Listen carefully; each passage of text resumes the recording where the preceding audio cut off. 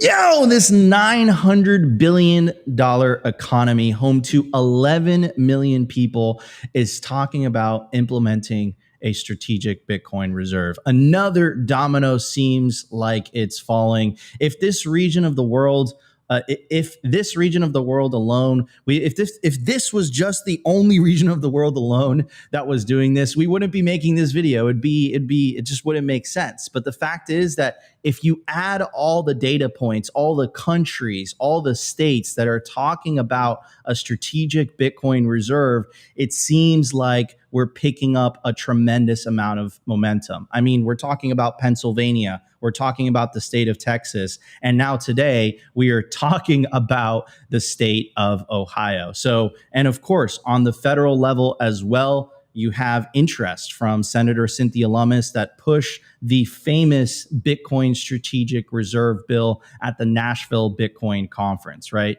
So this is really, really exciting stuff. And then not to mention, of course, on the nation state level, you have Nayib Bukele continuing to prove his naysayers wrong by continuing to accumulate 1 Bitcoin a day. So I think 2025 is going to be explosive. I'm extremely excited for it. But anyways, let's start the show. Let's bring up our guests for today. And of course, my legendary co-host, who's always optimistic, Optimus Fields. So what state am I talking about? I said it earlier. We're talking about the great state of Ohio, is following in the footsteps of Texas and Pennsylvania. Also have to give a shout out to Dennis Porter. Dennis Porter has been doing a lot of the work with a lot of these state legislators to push a lot of this Bitcoin strategic initiatives forward. So the headline for our audio listeners is Ohio lawmaker introduces Bitcoin reserve bill allowing state to buy BTC.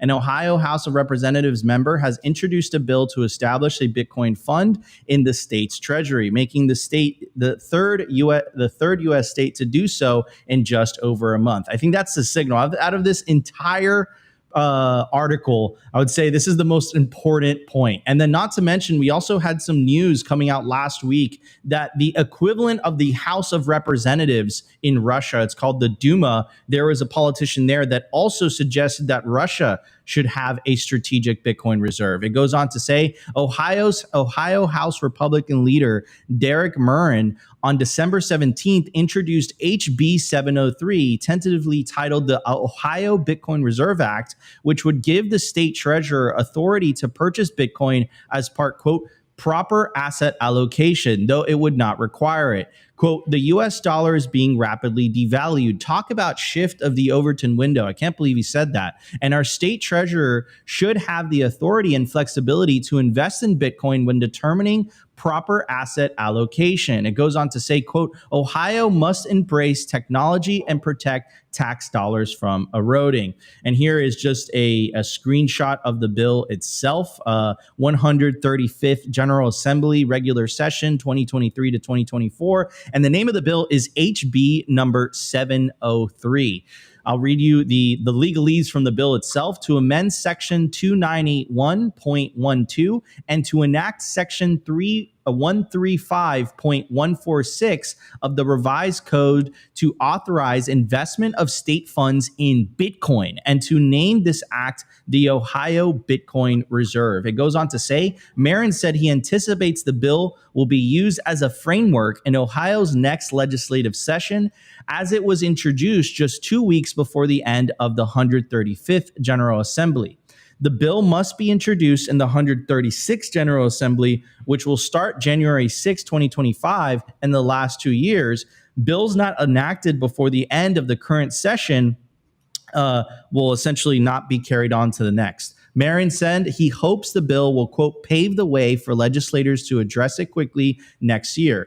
Quote, Bitcoin is revolutionizing finance and will reshape world economies. We must have sound money. It's like digital property rights for everyone who owns it. This legislation sets up the framework for Ohio state government to harness the power of Bitcoin and strengthen our state finances. Now, one thing that I'll say before I kind of open it up to the panel, this news in itself is a nothing burger. Like, we've heard this a million times. And by the way, shout out to the 700 of you guys watching live between YouTube and X. If you guys are enjoying the show so far, make sure to smash that like button. So this news in itself is a big nothing burger. It's like, okay, great, another state is talking about it. But if you put the pieces together, that's where things get bullish. So we're talking about, like I said, Pennsylvania, Texas, Ohio, Russia, the federal government. A politician in Brazil also was talking about implementing a strategic Bitcoin reserve. So all you need is one domino to fall. Right. And of course, we have a beachhead with the beautiful country of El Salvador, leading the charge. But you just need another domino to fall. And then it's going to be a matter of national security as to whether you have Bitcoin or not. And actually, Max Kaiser coined a phrase for this. He calls it the global hash war. And I think that's what we're seeing in real time all over the place. I mean, as Bitcoiners, I think we anticipated this. I think we knew this was coming. I think if you understand the game theory of Bitcoin, if you understand that Bitcoin is a superior asset, you know that this was all inevitable. But just because you knew that it was inevitable doesn't mean that it still feels good to see it actually play out in real time, especially if you've been in Bitcoin for a couple years. I mean, if you would have told me this when I was getting into Bitcoin back in 2016, that this was happening, I would have laughed you out of the room. I wouldn't have believed you. Back then, they were making fun of us. They were trying to pass laws to try to stop us. You had Larry Fink calling Bitcoin an index of money laundering. Like, look at all the progress we've made. Imagine where we're going to be 10 years from now. Anyway, we have a very special guest joining us today. We have the man, the myth, the legend, Gary Leland himself, organizer of the BitBlockBoom conference that's happening in Dallas, Texas this year, joining the show. Gary, you've been in Bitcoin for quite a while now. Your beautiful state, the great state of Texas, is also talking about implementing a Bitcoin strategic reserve. What's your take on all this bullish news that's happening worldwide and on a nation state level as well, Well, first of all, if you'd have told me people would be bitching today because Bitcoin dropped to $100,000 just a month ago, I would be pretty excited. So I think people need to get a grasp on where we're at. But I think this is the most bullish news going on. I mean, it's like one bullish item after another, one after another. I went all in on Bitcoin back in 2020. I mean, all in. And everybody told me I was crazy, but that's how bullish I was. And now I don't seem too crazy to my people who told me we're crazy and you got to diversify. That's the things I heard. Either I was crazy or I wasn't diversified enough since I was all in Bitcoin. So this is good news to me. Makes me feel like I made the right decision, which I knew I did. But how can anyone not see anything but bullishness from this, especially where we've come from in such a short amount of time? Nico, this is just great to hear all these things. Absolutely. And just to kind of echo your point, Gary, this is the vindication of Bitcoiners. We were made fun of. We were called crazy.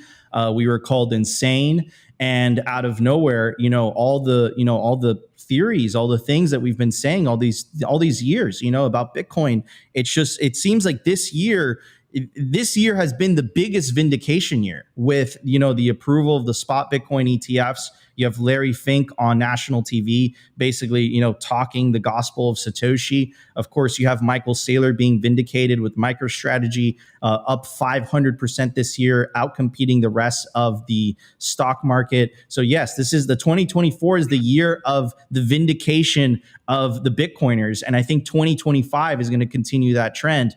Opti, what's your take on this, man? I mean, there's so much bullish news. It's almost as if the bullish news isn't normal anymore. It kind of reminds me of like back in the day, this was before my era where everyone was super excited with like the first Apollo mission. But after a couple Apollo missions happened, people just got normalized to the fact that astronauts were going to the moon. So, yeah, I mean, it's just like all this winning normalized, Opti, it's just not exciting anymore. Like, I remember the first time I heard that, I was like, Russia's talking about a strategic Bitcoin reserve? Like, holy cow, this is amazing. Now it's just like, oh, yeah, another state, like that's cool, whatever. I also want to preface this with, this is just these are all just, this is all just legislation being introduced into all these legislative sessions, but that doesn't necessarily mean that it's going to be approved. That doesn't necessarily mean that it's going to get passed. It's going to get the votes that it needs. But it is a step in the right direction, and it's definitely a huge shift in the Overton window compared to where we were 5 years ago. So, Opti, what's your take? Yeah, I mean, I think I think we were even saying that this morning, and while you were talking, it really reminded me of how we all feel about 100K right now. It's like, yeah, we've expected this to happen. Now we're all kind of bored, and kind of like Gary was saying, oh my God, Bitcoin crashed to 100K. I think Bitcoiners have been talking about that joke for so long that it's going to be hilarious when we break 100K. And it doesn't instantly go up to the moon, and then it crashes back to 100K, and everyone's like, oh, it's so over. Like, pack it up, boys. It was a good run. We're only at 100K. This thing's going to zero tomorrow. And with that same vibe, I'm starting to feel it with all of these states announcing their strategic Bitcoin reserve bills, because obviously we got to pump these numbers up. Only, 3 or 4, maybe 4, if you kind of consider Florida talking about it as well. We obviously need to get to 50 states here soon enough. But yeah, I am kind of like maybe desensitized with this news. We knew this was going to happen. Every time a new story or a new state comes out talking about it, you're like, okay, cool. Like this is whatever. Obviously, I think we are already desensitized with this news. I think the big news will be which country adopts it first and how they implement it. But obviously on a state level, especially in America, this is how it works. So yes, we are going to see more states announce Bitcoin strategic reserve bills, though I do find it very interesting, kind of the wording that Derek Marin was saying in his announcement. One, the US dollar is being devalued and we need to protect, tax holders tax value, and then 2, that we need sound money. And I think this is a new trend that we've seen from politicians. I haven't heard many politicians talk about sound money besides Ron Paul. This is a very new trend that we are seeing right now, where politicians are kind of waking up to the problem. We saw in the election, inflation was kind of one of the big hot topics. And now we're seeing that the debt is becoming another huge hot topic. And this is something us Bitcoiners have been talking about for a very long time. We covered some point in this year that the interest on the debt is starting to surpass the military industrial complex, and it's starting to get out of control. And so I'm very excited and glad to see that other politicians are waking up to the fact that, hey, maybe it's the money. Maybe the money is broken, stupid, and maybe we need to fix the money. And this is how we actually get ourselves out of the position that we're in. And so I am very glad to see Derek Marin kind of announce himself as being like very pro crypto. Obviously, it should be pro Bitcoin. But yeah, I think this is just a new trend. Like, we're going to see every state very soon start to announce this. We'll probably see some holdouts, and I'm guessing that the holdouts will be like New York and California and maybe the whole West Coast. But soon enough, we'll get every state to announce this strategic Bitcoin reserve bill. And then really, once, say it's Russia or the US or China, et cetera, one of the big superpowers of the world announce that they're stacking and holding Bitcoin, then everyone's going to be forced to do it. So yeah, I guess maybe the TLDR is I am kind of getting bored with this, just like I'm bored with 100K. But this is very bullish. I think 2024 was a huge year in building the foundational blocks that we need to kind of usher in what we all believe will be the hyper Bitcoinization or the Bitcoin standard. And I think we've been seeing the gradually, and next year we might be seeing the suddenly. So I'm super excited to end this year. And I think things are going to get crazy. Looks like we lost Nico. So he'll be back. Yeah, he'll be right back. Let me pull up the Bitcoin well stuff, because Nico will be back soon. Here we go. Hey, have you gone over this, or have you noticed that, or at least ways I've noticed, I'm not getting the kind of people contacting me from my past that I did when we had that run up about 4 years ago to 60,000. I mean, I had people calling I had not seen since 3rd grade contacting me, wanting to know about Bitcoin. And that's a long time for me. But I'm not having that this time. So I'm kind of confused on to why I'm not having that this time. Is it like not high enough for them, or what's the scoop? You know, I find it interesting that I'm not getting response from non-Bitcoiners. Yeah, I haven't gotten very many texts. I have gotten texts from like friends and family, but they know I'm a Bitcoiner. They, all have a little bit of exposure. So obviously they get excited when Bitcoin starts to run. But I haven't gotten texts from friends. All right, guys. Sorry hold about on, that. Hika. You're good. You're good. We kept it going. But yeah, Gary, I haven't gotten texts from like friends that I've been talking about Bitcoin for a while. And I'm also feeling that, like, I don't know how high the price needs to go for them to start reaching out. I remember in 2021 when it hit like around 60-ish, maybe 50, 60K is when I started to get texts from friends. They're like, hey, I remember you talking about Bitcoin. Where can I buy it? Or I had one friend actually reach out and be like, hey, I have some Bitcoin on, I forget what exchange he had it. And he's like, I have some Bitcoin on this exchange. Like, I remember you telling me about like self-custody and taking it off the exchange. Like, can you help me out with this? So I haven't seen those responses yet, but yeah, I don't know how high the price needs to go for them to start to reach out to us. Yeah, I would have thought it would have happened by now, but like I said, it's not just me then. You're having the same situation. Yeah.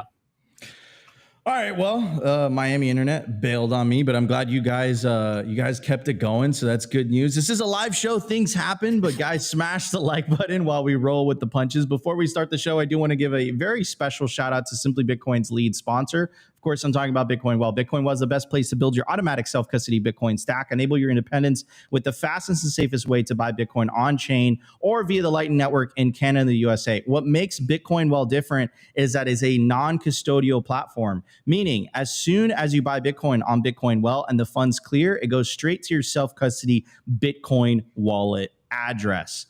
Makes Bitcoin Well different than all the rest. Also, you got to check out Bitcoin Well Infinite. It's a new product that they just released, and it is tailored for higher net worth individuals. So if you're looking to buy $50,000 worth of Bitcoin or more, go to bitcoinwell.com/OTC, and you'll have a personal representative that you can call, you can text if you have any doubts or concerns. You could also send me an email at nico@bitcoinwell.com, and I'll get you connected with one of the Bitcoin Well folks. Also, every time you buy Bitcoin on Bitcoin Well, you earn Bitcoin Well points, and you could redeem those points towards the Bitcoin Wishing Well contest. You win every single time. Get your Lightning wallets ready. First person to scan the QR code has won 500 sats. If you use promo code SimplyBTC, again, SimplyBTC, to sign up to BitcoinWell.com today, you get 3 tosses into the Wishing Well. By the way, every time you toss a coin into the Wishing Well, you have an opportunity to win up to 1 million Satoshis. These days, with Bitcoin at 100K, that's like $1,000. Absolutely crazy. And Opti promises he won't scan the QR code. All right, everybody, let's get to numbers. We have tons to talk about. Let's check it out.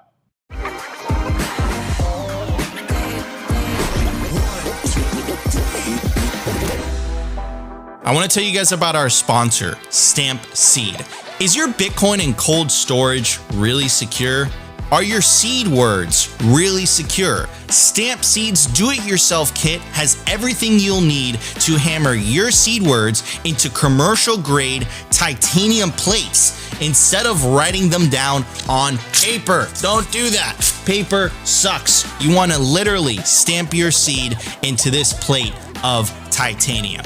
Your words are actually stamped into the metal plate with this hammer. So once your words are in, they aren't going anywhere. No risk of the plate breaking apart and your pieces falling everywhere. Titanium stamp seeds will survive nearly triple the heat produced by a house fire. They are also crush-proof, waterproof, non-corrosive, and most importantly, because this is generational wealth, time-proof. All things that paper is not, allowing you to hodl your Bitcoin for the long haul. I mean, here is the plate that they crushed. They put in water, they put a blowtorch to it, and as you can see, the words have survived. Stamp your seed on Stampseed.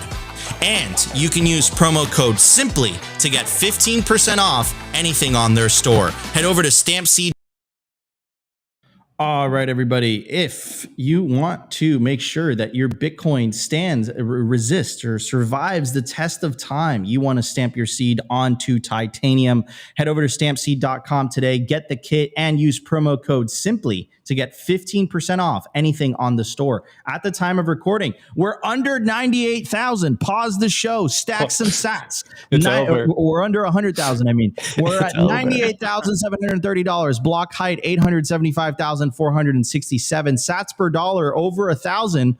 1,013. Market cap 1.95 trillion. Bitcoin versus gold market cap 10.8%. Percentage issued 94.27. Decline from all-time high negative 8.8%. Realized monetary inflation 1.14%.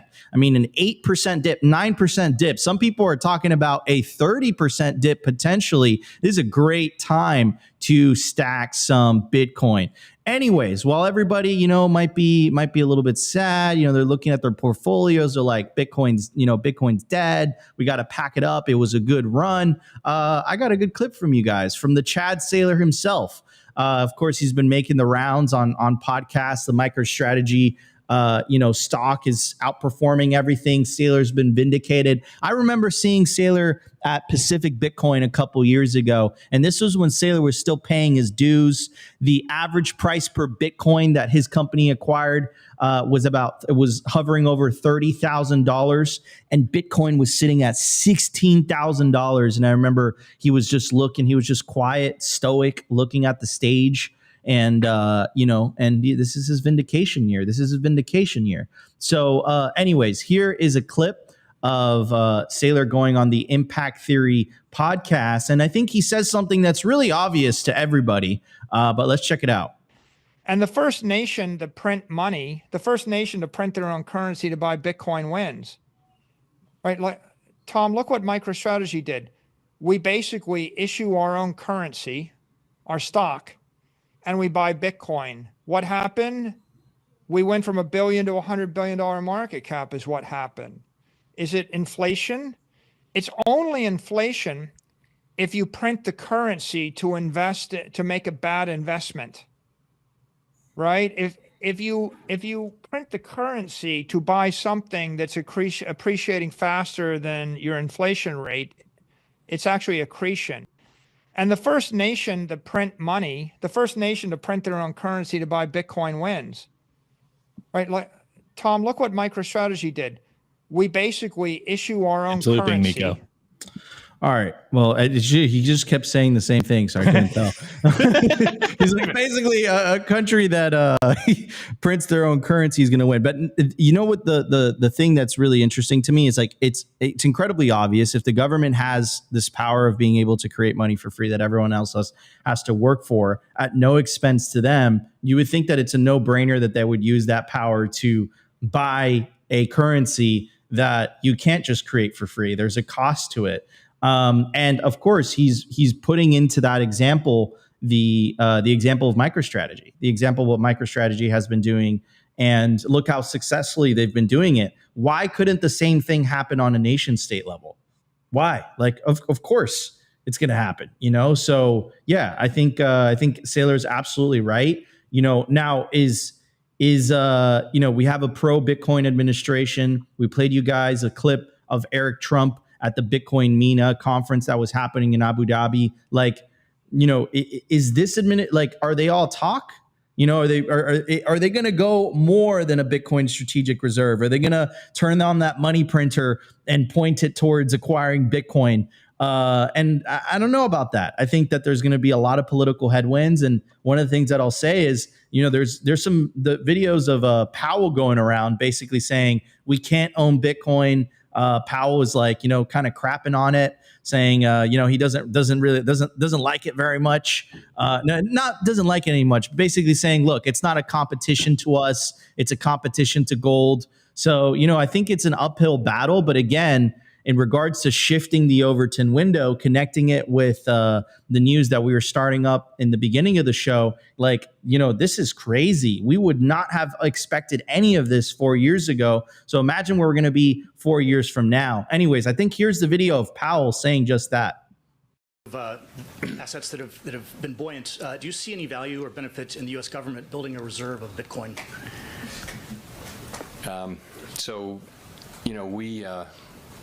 We're not allowed to own Bitcoin. The Federal Reserve Act says what we can own, and we're not looking for a law change. That's the kind of thing for Congress to consider, but we are not looking for a law change at the Fed. Ooh, he's not happy. He's not happy at all, man. I think he's like, oh my, is my job threatened? Like what's happening here? So yeah, I mean, that's the headwinds that Trump's up against. I think that, if you see this recent ominous bill that was trying to get passed through the House, like, and all the stuff that was added into it, the salary increases, like it was just insane.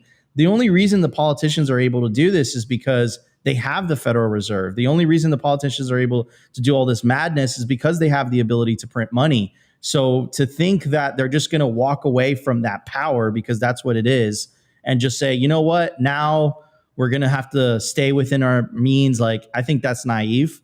But again, I think, as the Overton window continues to shift and as the adoption of Bitcoin continues to accelerate, I think more and more people are going to, open their eyes, and hopefully one day we'll get to a point of critical mass where there is enough political support to finally do what needs to be done, which is end the Federal Reserve. Anyways, Opti, what's your take on this? And then we'll pass it on to Gary.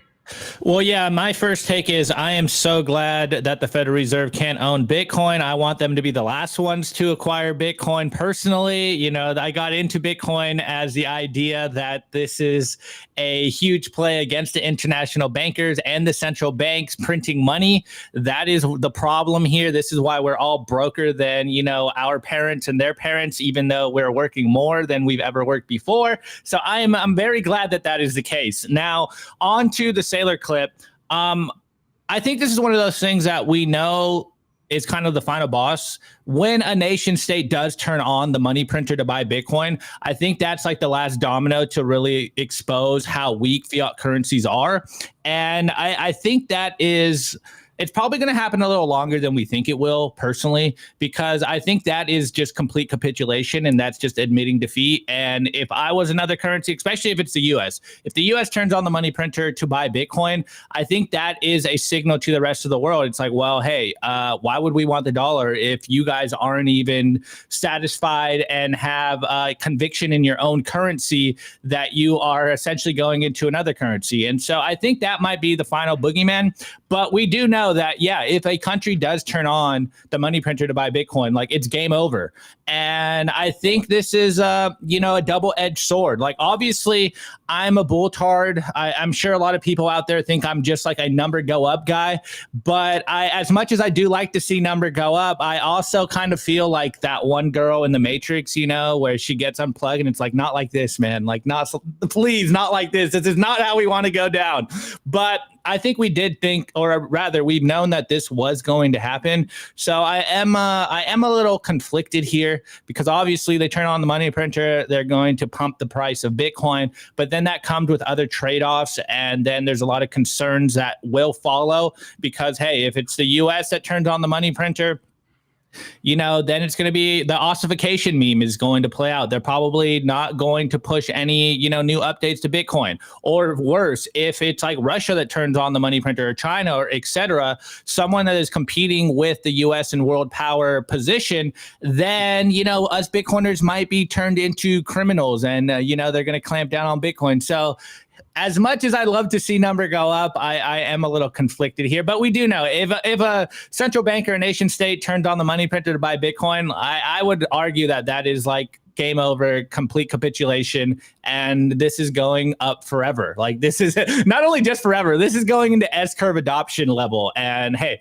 I don't know. We'll see if that happens soon. I think it's probably going to happen a little farther down the line than we expect, personally. I agree 100% with that. Also, I do want to give a shout out to the 1,700 of you guys watching live. We're about to break 500 live viewers on YouTube alone. Shout out to 100 of you guys watching live on Rumble, and of course, our X audience as well. If you guys are enjoying the show, help us break 200 likes within the first 45 minutes of the show. We're almost at 150 likes. So smash the like button if you guys are enjoying the content. Hey, Nika. And of course, share the video. What's up, Opti? Can I chime in one more thing before we pass it to up? Gary? I think the one thing I wanted to say is I think the biggest signal here is the fact that Jerome Powell is even being asked about Bitcoin. Just the fact that, you know, the head of the Fed is being bombarded with Bitcoin questions. Like, I think that is like a sign of the times right now, that this is the conversation exploding onto the mainstream. And yeah, he's probably not happy about even having to answer that question in the first place. So anyways, with that said, Gary, thoughts? No. 100. That's what I was saying initially, Opti. Do you see the salt on his face when he was talking about that subject? Like, he did not want to talk about it. Gary, what's your thoughts on this, man? Well, first of all, I got to tell Opti, I enjoyed your Matrix plug. Anytime you can work in a Matrix plug by mentioning Switch or whoever you want to mention, I always enjoy that. And to you, Nico, I don't think you can fire Powell from the Fed. I don't know that. I know Trump can't fire him. I'm pretty sure that his job is pretty secure, so I don't know if he's too worried about that. But I do have to say I agree with Sailor Nation State, and that's going to make things go crazy. And I really think that we will see a nation state HIVE doing it sometime during the year. For instance, let's face it, Russia is getting their ass kicked. Their money isn't worth shit. So what is the hell out of it? You've already heard Putin say that he killed. So they know that it's something that's there for the long haul. I would be surprised if we didn't see them, or if they just don't know about it. I mean, I really foresee happening sooner, whether it's Russia or whoever, than later. I would like to see the U.S. be the one doing it, though, personally. I'd like to see us control the digital currency just like we control the dollar now. I mean, someone's going to control it as far as a country, as far as that goes, and I'd rather it be us than another country. Just my train absolutely. 100%. Of course. I think, we all live in the States. We're all Americans. So like, obviously we want, it'd be beneficial to the country. Now, the question is the administrative state, is the bureaucracy going to allow that? Because again, like what we saw this year was the legitimization of Bitcoin in the eyes of traditional finance. When BlackRock came in there, they introduced the spot Bitcoin ETF, which was approved in January. But what we're slowly going through is the legitimization of Bitcoin in the eyes of the nation state, right? El Salvador is a small country, but imagine if the United States goes in there and says, we're going to start buying, like, all bets are off. This thing's going to 1 million. Opti's going to disappear for many months. It's going to be absolute bananas, Anyways, guys, let's get to the news. We have tons to talk about. El Salvador, apparently, people are saying that El Salvador is walking back some of its things because they reached a deal with the IMF. So we have all the, we have all the sources. We have the news for you guys in regards to that. And of course, during the culture segment, we're going to talk about one of my favorite Bitcoin conferences of the year, BitBlockBoom. BitBlockBoom holds a special place in my heart because it's actually the first conference where me and Opti met each other in person. So we have the organizer and the founder of that conference with us today, Gary Leland. So we're going to talk about that during the culture segment. So guys, loads of content. So stay tuned. And of course, if you guys are enjoying the show, make sure to smash that like button. We'll be right back. We're going to hit the news. I want to give a very special shout out to our sponsor, Compass Mining. They make Bitcoin mining accessible to everyone, from beginners to experienced investors. Their turnkey miners gets you online and hashing within 48 hours, making it easier than ever to start your mining journey. Plus, with their active marketplace, you can resell your miner at any time, adding flexibility and value to your investment.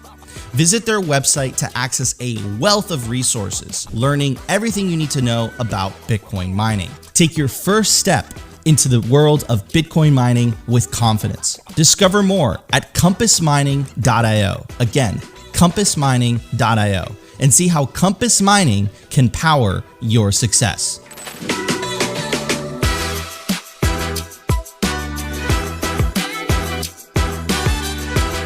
I want to give a shout out to our sponsor, Foundation. It's self-custody done right. They built a premium grade hardware wallet called Passport right here in the US, and it integrates seamlessly with their free app called Envoy. Passport is fully open source and verifiable. It's the most intuitive Bitcoin wallet design with a UX reminiscent of a classic feature phone, so you'll know how to navigate it and use it the moment you pick it up. It's also air-gapped, meaning Bitcoin stays offline, never touching an internet connection. It's Bitcoin only, open source verifiable, air-gap security model, gorgeous design craft, premium grade materials.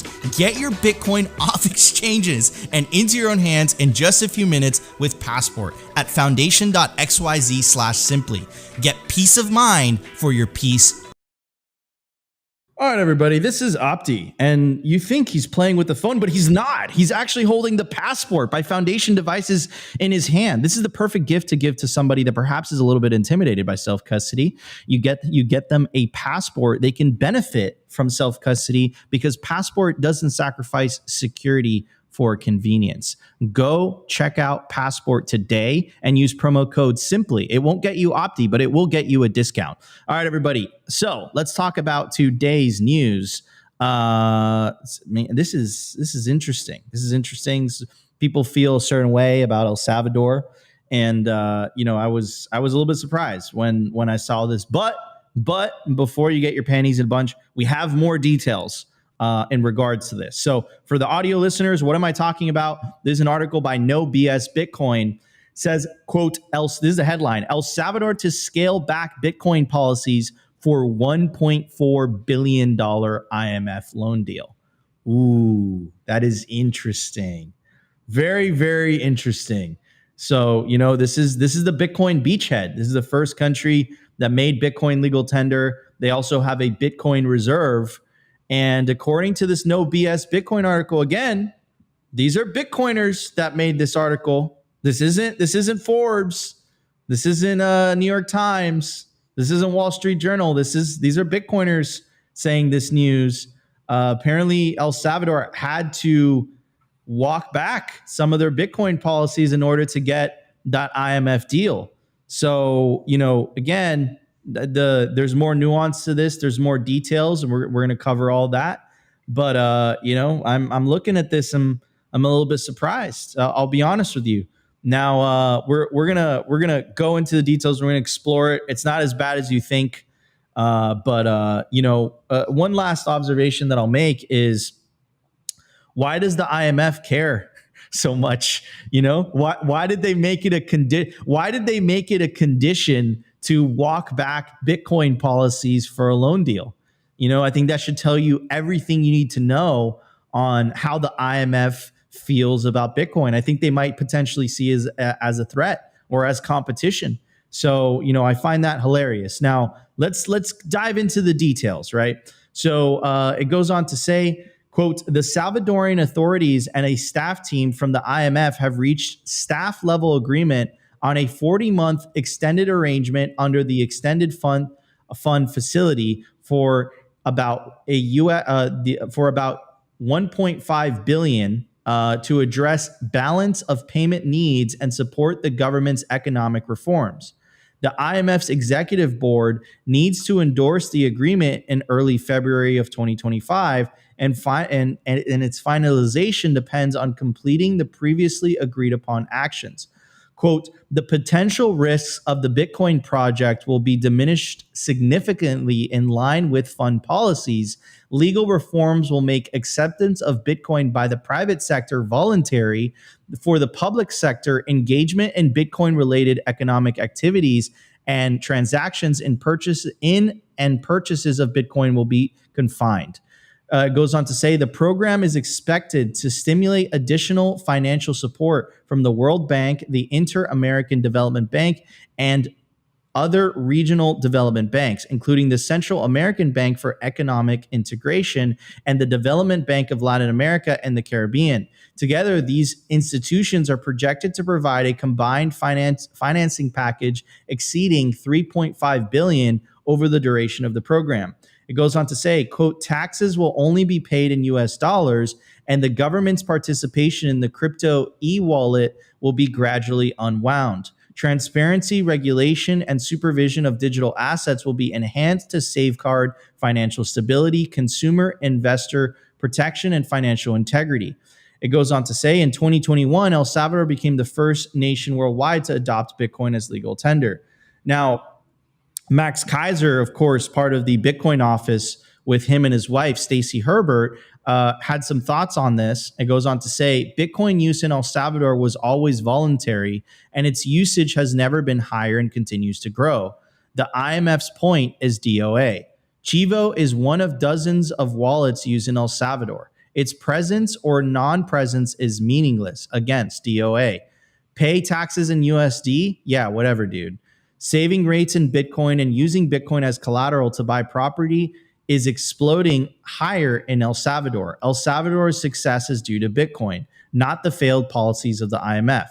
Salvadorians will never go back to IMF-sponsored MS-13, Colonial, United Fruit Company, priest-assassinating banana massacre, whatever, not on my watch. Bring it. That was Max Keiser's take on it. Here is his wife's take on it, Stacy Herbert. El Salvador secures $3.5 billion funding deal.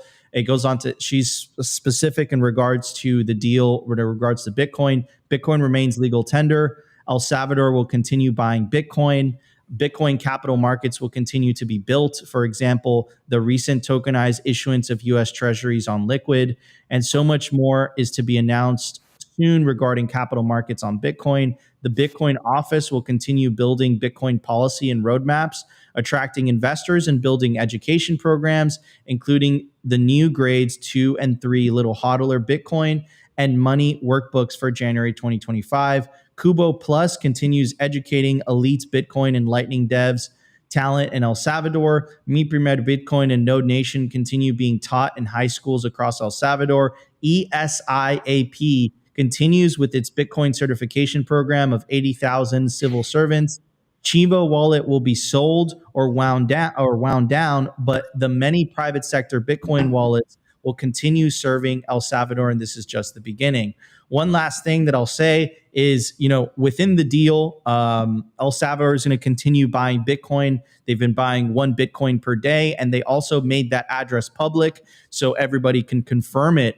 But I do feel like they had to make some concessions, man. The fact that the IMF still has that much power and influence to essentially strong arm the El Salvadorian government, saying, hey, listen, you have to get the government outside of this Bitcoin thing. You have to wind down the Chivo wallet. We can't have that. That's interesting. Of course, there is a compromise. Bitcoin is still legal tender.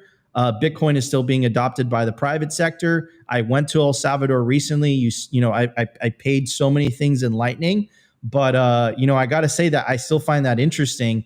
And another thing that I'll say too is I think that this is a hindrance for other countries to make Bitcoin legal tender. I think the IMF is going to step right in and say, no, you know what? The loans that we have with you guys, those could potentially be under threat if you're trying to pass any type of pro-Bitcoin legislation. So I want to get Gary's thoughts on this. Gary, did this surprise you at all when this news broke out? Yeah, I guess it did surprise me. But, from my memory, it wasn't that long ago that the IMF told them to completely get rid of Bitcoin, and they refused to do it. So I guess they've made ground with them, if I'm remembering correctly, that they just want them to pay taxes in US dollars and release the wallet. And hopefully they get some of that $1 billion to buy Bitcoin with, add to their stash. But I was surprised to hear that they moved at all on it, I guess, is the basic question. But I do think it's better than the move they were wanting El Salvador to make back when they first announced it, or when that loan first came due. Absolutely. Yeah. It's yeah. And that's that's a glass half full of way of looking at it, Gary. So I agree. Right. But initially they're like, you can't make this Bitcoin legal tender. So they obviously held their ground there and they said, we're not going to concede that Bitcoin's going to remain legal tender. People are still going to be able to use Lightning wallets. It's always been voluntary. So clearly the IMF did make some concessions, but it's interesting that they still have so much influence. Opti, what's your take on this, man? Because we've been covering this for quite a while now. Yeah, my initial reaction before I really heard it, it was a little bit of disappointment. It does feel like Bukele, capitulated to the IMF. But when you kind of look into it more, like I'm not even really that mad, to be honest. It's like Bitcoin is voluntary. I think it should be voluntary. And, even on the flip side, like using the state to enforce Bitcoin, that did, when it initially came out, we were all kind of a little skeptical of it. Obviously, in hindsight, it seemed to work out for El Salvador. But Bitcoin is permissionless, and I think it should be voluntary. And I don't really think it needs to have legal tender status, like, being forced by the state, even though it still kind of maintains that. But I think this is, I think this might be a little bigger than just Bitcoin. And of course, us Bitcoiners are like feeling like we got slighted, we're getting rug pulled here, but Bukele's got to think about every other citizen in El Salvador. And obviously getting a big loan from the IMF will also help build their infrastructure and, hopefully further their financial stability and everything going on down there and start to invest in El Salvador and actually grow it economically. So on the one hand, I'm like, man, it does feel like he bent the knee. On the other hand, it's like, okay, like Gary was saying, at first they were telling him to just completely eliminate the Bitcoin legal tender status, just completely get rid of the Bitcoin stuff. Now they're like, hey, just make it voluntary. And so I guess it is maybe baby steps, but there is an interesting quote coming out of that IMF report. And it said something on the lines of El Salvador's economic stability is gradually happening. And all of us Bitcoiners are just hearing that. It's like, yeah, it's gradually, then suddenly. So I'm not really that mad, to be honest. It does feel a little bit of like a slight, but I think it should be voluntary. Like I think Bitcoin adoption is voluntary. It should remain voluntary. And I think people understanding what's going on and how Bitcoin has put them on the map are still going to voluntarily choose to adopt Bitcoin. And on the last point is the Chivo wallet. We've been hearing of a lot of problems with the Chivo wallet. Now, of course, there's a lot of other Bitcoin wallets that are probably better to use. So I don't necessarily think it's a bad thing. It does feel like a slight, but I think Bukele might be doing some 5D chess moves here, and we're still kind of ignoring what would be the funniest move, which is kind of what Gary was saying. Is like, what if he took some of that money and just smash bought some Bitcoin? Like that would be the funniest outcome here possible. So I'm still going to kind of hold reserve judgment on this. Again, Bitcoin's voluntary. I think it should be voluntary. I think we might be making a mountain out of a molehill here, but hey, we'll see how this plays out when they actually get the loan, or rather when it actually gets voted on in a couple of weeks. 100%. And on the Chivo wallet, if I can say real quick, basically that's a government-run wallet. If the United States came out with a Bitcoin wallet, I don't know any Bitcoiner I know that would be saying, put your money, put your Bitcoin on the U.S. Wallet. It just wouldn't happen. So I don't see that as a big loss. There are tons of wallets out there. That's a perfect segue to announce our new sponsor. So Simply Bitcoin is being sponsored by the new open source Federal Reserve Bitcoin only wallet made by Jerome Powell. And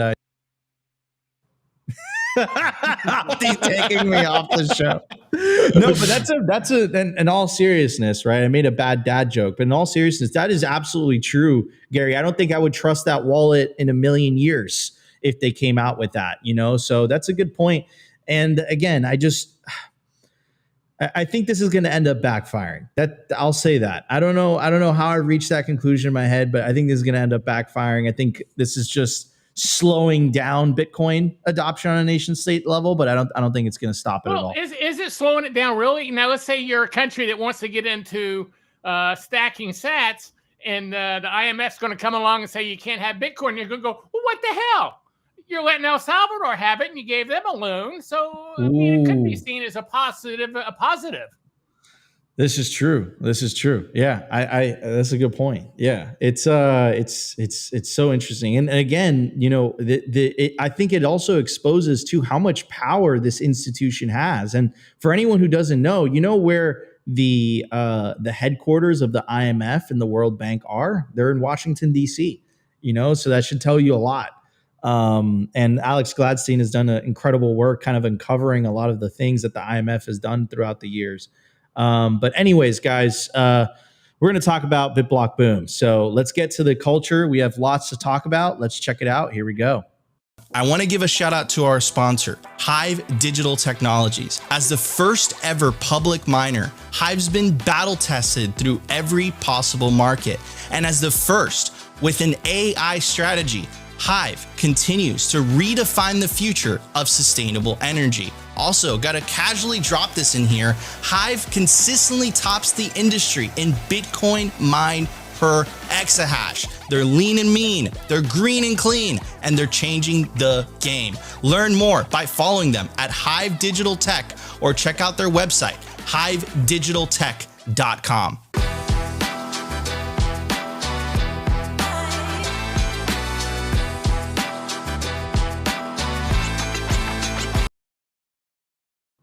All right, everybody, I want to give a shout out to our sponsor, BitBlockBoom. It's a true Bitcoin conference, April 3rd, April 4th, April 5th, and April 6th. It's going to be in Dallas, Texas. Guys, BitBlockBoom is one of the best Bitcoin conferences of the year. It's the perfect size for you to network with some of your favorite Bitcoiners. And if you're trying to get a job in the industry, this conference is the conference to go to. So you look at Bitcoin companies, you're like, oh, I would love to work there. Your favorite Bitcoiners, I want to meet them. I want to speak with them. You got to go to BitBlockBoom. They got this awesome barbecue. It's awesome. Simply is going to be doing the production this year. If you want to meet Dante, if you want to meet Rust, and if you want to meet Opti, you got to go. The whole crew is going to be there. Get your tickets quickly because the prices do increase in 21 days, 10 hours, 37 minutes, and 28 seconds. And if you use promo code BBB21, it will get you $100 off of your ticket. All right, everybody, we're going to open up the conversation, take advantage of the organizer and founder of BitBlockBoom. We have Gary Leland in the house, the Bitcoin boomer. How you doing, Gary? Hey, doing well. I'm glad to be here. Enjoyed the conversation so far and looking to more of it. Yeah, absolutely. So Gary, let's walk us through, because a lot of people don't know the inside baseball of BitBlockBoom. They don't know that it's the longest running Bitcoin conference in history right now. It's running, I think it's 8 years straight or 7 years straight. Is that right? This is our 8th year, and we didn't even shut down for COVID. So, and we had a great crowd during COVID. So we're the hardcore Bitcoiners. I mean, basically that come to BitBlockBoom. But we're trying to open that door up to make it more for newbies too. Like this year, we have workshops on Thursday, like one whole day of what is Bitcoin. Because we've never had anything that basic before. So we're trying to open it up. Have lightning workshops that day, mining workshops. But we're the Bitcoin only, and it's Bitcoin only. It's not like you have to deal in Bitcoin and the other 20,000 shit coins. This is a Bitcoin event. Absolutely. And then Gary, let's talk about that for a second, right? Because you mentioned workshop. So, if you're a Bitcoiner, you know what a workshop is. But if you perhaps you're just getting into Bitcoin, you just heard about self-custody, you just heard about Lightning, what is a workshop? What does it entail? Let's say you go to, for example, a self-custody workshop or a Lightning workshop. What does that mean? Well, it's going to be a smaller group, first of all, because we have 3 of them going. Limit to 100 people can fit into the room. And it'll be one person after another going over the basics on Bitcoin, how to create a node maybe, or how to load a wallet. I mean, it's different subjects. All of them are subjects that a Bitcoiner who's new is going to want to go through. We haven't ever done this before. Or I used to jokingly say if you were not even into Bitcoin, but you wanted to find out about Bitcoin, BitBlockBoom might not be the conference for you because we didn't do anything basic there. Everything was kind of advanced. But like I said, now we're trying to make it so it's worth to orange pill more people instead of just having the orange pilled people there, which is what it's always been mostly in the past, is people who were orange pilled already. So that's kind of a new thing for us. We're still lining up a couple of those, but they're on the schedule. Just the times may change. So if someone wants to check out the schedule, they can see what we've got lined up so far. One of the things also too that I noticed, Gary, and I know we've been know that it's been switching from Austin to Dallas, and of course, Opti and I, the Simply crew has been to both. It's awesome. Again, one of my favorite Bitcoin conferences of the year. But one of the things that I noticed this year is different is the length of it. So it's it's from the 3rd to the 6th, 1, 2, 3, 4. It's 4 days. So Gary, what are you guys planning? What's different? And by the way, also guys, if you've never been to BitBlockBoom, some of the side events are super, super fun. So there's the barbecue, which Texas barbecue is amazing, but there's like this, there's axe throwing, I believe. There's the famous poker night. I believe someone won an absurd amount of tickets on the roulette wheel. They put everything on one color and they just won. It was a lot of fun. There's the range day as well, which is really cool. So the side events are super awesome. They're super cool. The barbecue venue that you guys had last year, it was at a Ferris wheel. There was a live band. It was a lot of fun. So why is the BitBlockBoom conference, Gary? It's 4 days this year. Well, it's always been the same length, so nothing's new there. You just never noticed it probably. But it's kind of just evolved. We had first year back in 2000, I guess 17 maybe it was, or 2018. I can't remember. We just had the Saturday conference day, and then we decided to add a Friday night party and make that optional instead of just raising the prices. So then we added workshops on Friday afternoon, and then we added a brunch Sunday. So these things kind of happened all in order. But the thing about BitBlockBoom is, of course, you can buy a ticket and go to everything, but you don't have to. And believe me, everybody who works for me, checking people in and stuff, hates that because there's so many different ticket options. But some people don't want to go, or maybe they can't afford to go to all these events. And instead of just making one ticket that's the highest price to cover everything, we break every event out into a separate event, including the gun event you mentioned, because that only holds 50 people. And we're going to be probably sold out of that soon. So if you haven't bought your gun event ticket, go buy that now, because that'll be the first thing we sell out of.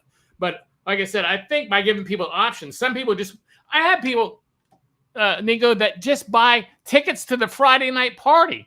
They just want to go hang out in the hotel, but they want to go to the Friday night party. So that's the beauty of our system. Some people go, oh, you charge for everything. But no, we don't charge for everything unless you want to go to everything. I mean, when you go to an event, there's all these things going on. They aren't all free. They're in your ticket price. So we tried to break it down so you pay for what you want to go to. So, but it's always been this many days. It's just you've probably not noticed.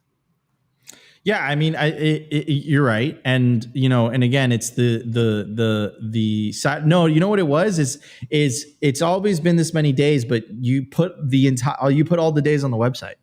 Yeah, that could be it. That could be it. Yeah, it was April 3rd to the 6th. That we give people some information. Yeah, thought we get some information out there to the people who are calling and going, when is this damn thing? I got tickets for it. But yeah, what most people don't realize is I started BitBlockBoom because I wanted to meet other Bitcoiners. I mean, so I didn't want to travel to them, so I started an event so they'd all come to me. And we've had some great just about all the known Bitcoiners there. I saw Safe Year for Last, and I told Safe, I said, hey, I want to thank you for coming and speaking at the first 2 BitBlockBooms. You really helped us get on track, right? And he goes, gosh, I need to thank you. You were the first place I ever signed books at, was at your event. So we've had a knack of getting the people there for sure. And that's been great for us. It really has. So You know, yeah, I mean, it's a cultural, it's a Bitcoin culture. Like this is part of the Bitcoin culture at this point. There's the famous LobbyCon that was happening during the pandemic, where like the hotel had some crazy rules that you couldn't, you couldn't get together in the like conference room, but everyone just got together in the lobby. No one was wearing masks. This was like the peak of the Nico, pandemic the insanity. rule that they made for us was if you're walking around with a drink, then you don't have to wear a mask. And so all Bitcoiners were just walking around with cups the whole time in the lobby, just like, okay, thanks for the rule. No, and they brought me in for a private meeting and said, "Hey, your guys aren't wearing masks, and them walking around with cups is not fooling us." You need to tell them to get their mask on. I said, I may be old enough to be their daddy, but I'm not. Oh man. So yeah, no, so the Safe thing I didn't know. The first conference that Safe got his tickets, his books signed. Again, this is the conference where Opti and I first met each other in person. We actually got a room together to go to BitBlockBoom. I believe it was like the pandemic year. So it's like it's a rite of passage. This is a pilgrimage that I think all Bitcoiners need to make at one point. And I just kind of want to go through some of the things that you're offering, Gary. Well, so before you do that, I do want to highlight on something you said a minute ago. I have had more people come up to me at any conference I ever go to. I have people come up to me and tell me they found their dream job by coming to BitBlockBoom. I had that happen everywhere I go if they're Bitcoiners at. So you were right when you said that. I wanted to make sure people knew that wasn't Nico just like saying some stuff like he might do a lot. That was a true factor there. So, and again, like this is, BitBlockBoom played a huge part in Simply Bitcoin, right? Because of course, like it was, Opti and I deciding to take the live that really just took Simply to the next level. Apparently the Twitter stream died. That sucks, but yeah, we're still up on YouTube. I think spaces they just all died right now on Twitter. Doesn't look like there's any of them. So whatever. We're still up on. Oh wait, maybe it's there. We're still up on Rumble and they had an issue. It's back, I guess. We're still up on Rumble and we're still up on YouTube. So the show goes on and we're 30 people. Go ahead, Gary. Well, I was just going to say, the hell with all that. If anyone's here, they can listen. If not, we can just have a good damn time. We all enjoy talking Bitcoin. Another thing about BitBlockBoom, though, that I think that I hear stuff about all the time is, you don't have a speaker coming from the back, coming out to speak and then disappearing out. The speakers are in the audience or the hallway hanging out, and it's their turn to speak. So they run up on stage to speak and go back to the hallway to hang out some more. So you have opportunities to meet these people who you've only seen on TV or YouTube feeds or listened to in their podcasts. It's not like we're keeping you away from them going, oh, he's busy, don't talk to him. We're like going, hey, get out there and talk to the people. So I think that's another reason people like BitBlockBoom is they actually are with the people who they came to see, not just seeing them. They're interacting with them. Absolutely. I don't have VIPs, so we don't have VIP tickets. I don't have a VIP room. I don't have all that. We have a ticket and then we have a pro pass, which is all the tickets, but it doesn't get you anything else. So they aren't getting anything else you aren't getting. Yeah. And that's that part that I love, guys. So, essentially the way that Gary sets it up, right, is that you have the stage, but there isn't a backstage where, in the backdoor entrance, right? Like the speaker, what is awesome about the conference is that you see some of these speakers just go back into the crowd and just sit at one of the tables and just watch the panels, right? And again, this is the perfect opportunity to kind of just go up to them and start speaking with them. And I just want to go through like the different ticket types. So There's the general admission, which gives you access to Friday and Saturday, the Friday workshop, the Saturday conference sessions, and then the Saturday night casino party. Then there's the 2025 Pro Pass that gives you access to the Thursday night networking dinner and party, the Friday workshops, the Friday night networking dinner and party. By the way, these parties are absolutely awesome, and there's good food there as well. Then there's the Saturday conference sessions. Then there's the Saturday night casino party, and then the Sunday networking brunch. I haven't been to one of these brunches yet because usually my flight is the Sunday morning. But I think I'm gonna have to make that trek this year because I want to check it out. Well, the brunch was originally created for people who wanted to do some more Bitcoin networking, but their flight was at like 3 or 4 o'clock. They could run by there in the morning and do that. And both of those tickets you just went over, that code BBB21 you gave out gives you $100 off those tickets. So we do want to mention that. Yeah, I'll pull it up right here. You guys just scan the QR code, and I'll take you directly to the BitBlockBoom website. And again, use promo code BBB21. Get $100 off these tickets. So I'm going to keep scrolling down. And this is what Gary was talking about earlier, right? And this is what makes BitBlockBoom different from a lot of conferences. Think of this as kind of like your shopping cart. So for example, let's say you don't want to go to all these things in the Pro Pass, but you do want to go to the dinner part. I highly recommend the dinner ones because that's where you're going to have some of the best networking. But let's say, you want to go to the Thursday one, but you don't want to go to the Friday one. You could just put that in your cart. How about you say, hey, you know what, Nico, maybe I don't want to go to the conference, but I want to go to the dinners. You can buy them individually. This is what Gary was talking about earlier, right? So the Thursday night dinner, the food is included in the price. The Friday night dinner, again, this is Texas barbecue, or I'm assuming it is, because that's what it was last year. Absolutely delicious. And then the morning brunch, which is Sunday morning.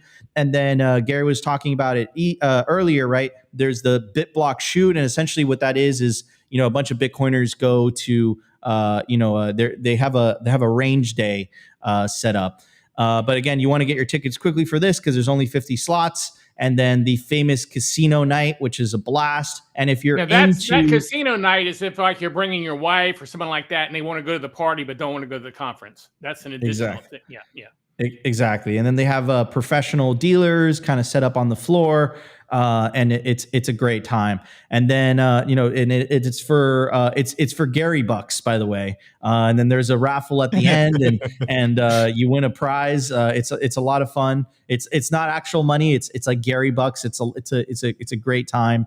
And then there is the BitBlockBoom chess tournament. You get in there for $30, and again, the slots are limited. There's only 21 players. So yeah, it's a great time. The only thing I haven't been to is the brunch, which I'm going to do this year. But these dinners are a blast. You'll meet again some of your favorite Bitcoiners, and if you're trying to get a job at the industry, guys, like you're going to have some of the CEOs of some of your favorite Bitcoin conferences there on the floor. And it gives you a great opportunity to go up to them directly and, do your thing, right? And speak to them. LinkedIn is overrated. You got to go to these Bitcoin conferences to get a job in Bitcoin. Wait, Nico. Real Bitcoiners don't have LinkedIn, so you have to go to BitBlockBoom to get a job. But hey, Gary, we are going back to Dallas, so super excited for that. It is a new venue. So my question is there going to be a pool con this year? That happened on its own, so I don't have anything to do with it. But we do have a better pool this year, and it's a better hotel this year for sure, on the Riverwalk kind of thing with restaurants and stuff. So it's a really nice location this year. But the thing about BitBlockBoom is it's a networking event. I mean, I think some people just go to conferences just for the conference day to see the speakers. Where at BitBlockBoom, not only do you see the speakers, you get to meet them all and ask them all your questions in person and maybe build relationships with them. And so you can say, hey, I need your email address. I want to ask you some questions later, whatever. But it's a networking event. That's the difference. And that's what the parties are about. They're about networking, a chance to meet people. Absolutely. Yeah, 100%. Again, meet your favorite Bitcoiners. Do business. It's a great time. So can't emphasize that enough. I'm really looking forward to it. I know Opti is because he's gonna just has to drive, right? It's gonna be a great time. Anyways, guys, we are getting to the top of the show. Had a great show, broke 2,000 live viewers despite X going down. But this was Simply Bitcoin Live for December 19th, 2024. I'm your host, Nico. Where the internet went out for me too, bro. Like, this is crazy day, but we still powered through. This was Simply Bitcoin Live for December 19th, 2024. I'm your host, Nico. This is my legendary co-host, Optimus Fields. And of course, our special guest for today, Gary Leland. Go to bitblockboom.com today and use promo code BBB21 to get $100 off. Love you all. We'll see you guys tomorrow for a brand new episode of Simply Bitcoin Live. Today's episode was brought to you by BitcoinWell.com, a Bitcoin-only platform on a mission to enable financial independence.